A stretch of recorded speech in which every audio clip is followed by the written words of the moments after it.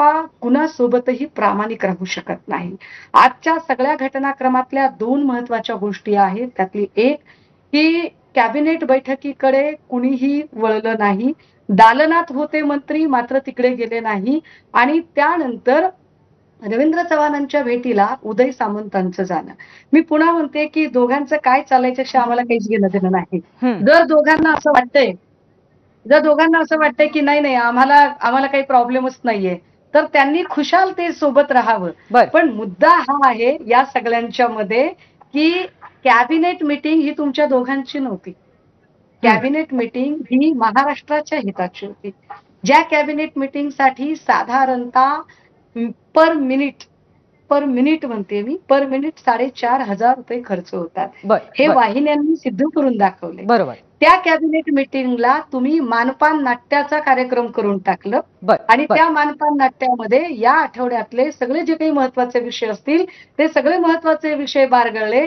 अख्खा दिवस फक्त एकमेकांचा लोणी मस्करा लावण्यामध्ये जो गेला तो खरा कळीचा मुद्दा आहे. आम्हाला काही घेणं देणं नाही. दोघांना वाटतंय सुषमाताई तुमचा मुद्दा कळलेला आहे आणि नवनाथजींकडे मी जाते. नवनाथ, भाजप कोणाशीही मैत्री करू शकत नाही आणि युतीधर्म एका पद्धतीने पाळू शकत नाही हा आरोप सुषमाताईंचा आहे आणि अशाच पद्धतीचा सूर काही कमेंट्स मध्ये पण होता. कसं उत्तर द्यायला? प्रामाणिकपणाचं सर्टिफिकेट आणि मैत्रीचं सर्टिफिकेट औरंगजेब फॅन क्लबच्या प्रवक्त्यांनी वाटू नये तो त्यांना अधिकार नाही.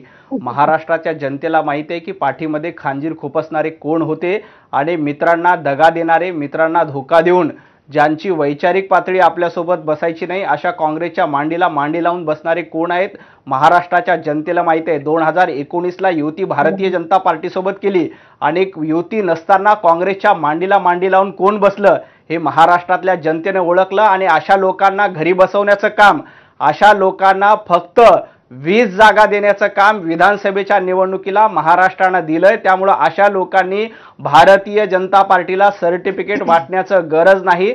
प्रामाणिकपणा काय असतो आणि तुम्ही कशा पद्धतीनं खोटं वागता हे देखील महाराष्ट्राच्या जनतेला माहिती आहे.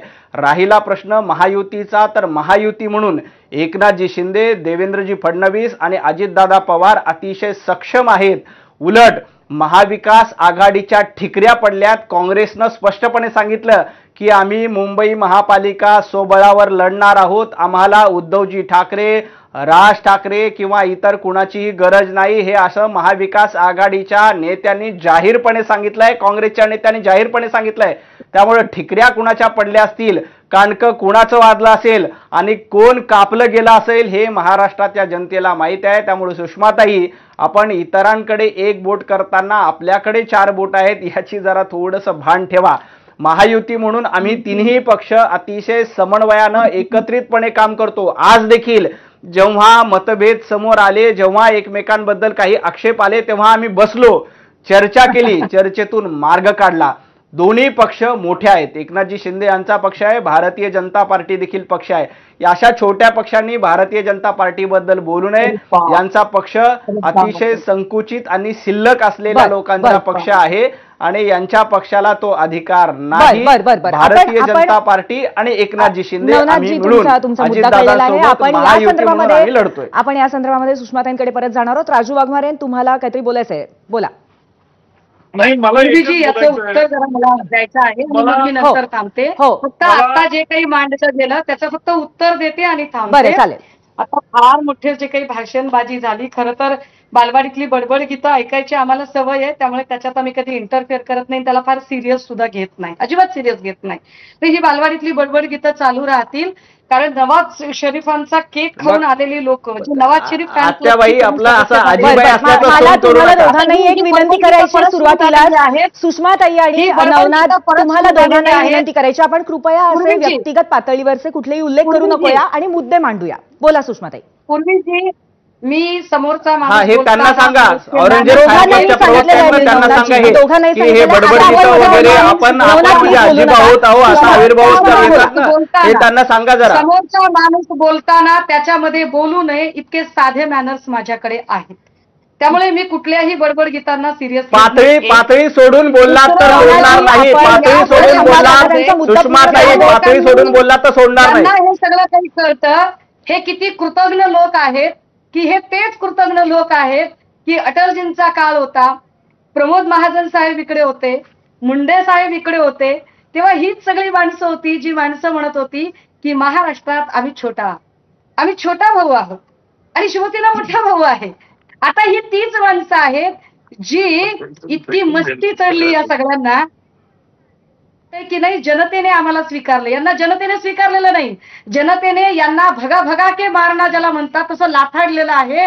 हे इलेक्शन कमिशनला घरघडी करून, ईडी सीबीआयला सगळ्या स्वायत्त संस्था हाताशी धरून जे निवडणुका जिंकू पाहतात त्यांनी हा दर्प बाळगायचं कारण नाही की हे फार यशस्वी झालेले आहेत. आणि शिंदेची सुद्धा ते तीच गत करणार आहेत. उदय सामंतांचं रवींद्र चव्हाणांकडे जाणं जास्त महत्वाचं आहे. उदय जसं आपण आपल्या कमेंटमध्ये दाखवलं, या सगळ्या कमेंटचा जो आशय आपण सांगितला की शिंदेच्या लोकांना भाजपमध्ये मर्ज होण्याशिवाय पर्याय राहणार नाही, अशी जेव्हा मर्ज होण्याची वेळ येईल तेव्हा उदय सामंत सहजपणे आपली उपमुख्यमंत्री पदाची महत्वाकांक्षा पूर्ण करू शकतात. आणि तेव्हा ही कृतज्ञ भाजपा जी आता ज्या मस्तीत बोलतीये ना, त्याच मस्तीत ही भाजपा पुन्हा शिंदेच्या सोबतही बोलणार आहे. पण असो, दोघांना मान्य आहे तर ठीक आहे. फक्त पूर्वीची मी एक आपल्याला विनंती करते, आता नगर परिषदेच्या इलेक्शन चालू आहेत आणि आजची स्क्रुटनीची वेळ आहे. अंबरनाथ मध्ये एक हिअरिंग चालू आहे आणि मी हिअरिंगच्या मधनं बाहेर येऊन आपल्याशी बोलत आहे. सो आपण मला थोडंसं एक्सक्यूज करा. बरं सुषमाताई, पण जाता जाता एक प्रश्न तुम्हाला असा विचारायचा आहे की या सगळ्यामध्ये असं नाहीये की फक्त शिंदे सेनेवरतीच परिणाम झालेला आहे. आज दोन तुमचे सुद्धा नेते आहेत ते गेलेले आहेत भाजपमध्ये, जे अर्थातच शिंदे सेनेला आव्हान उभं करणार आहेत. म्हणजे तुमच्याकडनंही गळती झालेली आज. ताई, मी तुम्हाला पुन्हा एकदा सांगितलं पाहिजे, आमच्याकडनं कोण जाते तर आम्ही फिकरच करत नाही हो, अजिबातच फिकर करत नाही. कारण काय आहे, संघर्षासाठी आणि संघर्ष सहन करण्यासाठी गट्स लागतात. ते गट्स आमच्याकडे आहे. ज्यांच्याकडे गट्स नाहीत त्यांनी खुशाल जावं. पण जे दोन गेले त्यांचं भविष्य नीट बघा. जो राजू शिंदे संभाजीनगरमधनं गेलेले, ते राजू शिंदे कुणाच्या समोर आव्हान उभं करतील तर ते शिंदेच्या शिरसाट समोर उभा करतील. अद्वै हिरे जे गेलेले आहेत ते आव्हान कुणासमोर उभं करतील, ते शिंदेच्या दादा भुसे समोर आव्हान उभं करतील. त्यामुळे आमचा काय प्रॉब्लेमच नाहीये. जी झुंज लागलेली आहे ना, ती झुंज फार मजेशीर आहे. आणि आमच्याकडून ज्यांना जायचंय त्यांना खरंच शुभेच्छा. कारण संघर्ष करणं प्रत्येकाच्या बसची बात नसते. आम्ही संघर्षाचे वारसदार आहोत. संघर्ष करणं आम्ही ठरवलेलं आहे. शिवसेनेला तशी सत्तेची फार चटक नाहीये आणि अशा पद्धतीने याच्यात एक अजून मुद्दा असा आहे की राजू शिंदेंनी असं म्हणलंय की दोन्ही शिवसेना आम्ही संपू. सुषमाताई बहुतेक गेलेल्या आहेत, पण हाच प्रश्न मला विचारायचा आहे राजू वाघमारे यांना सुद्धा की दोन्ही शिंदे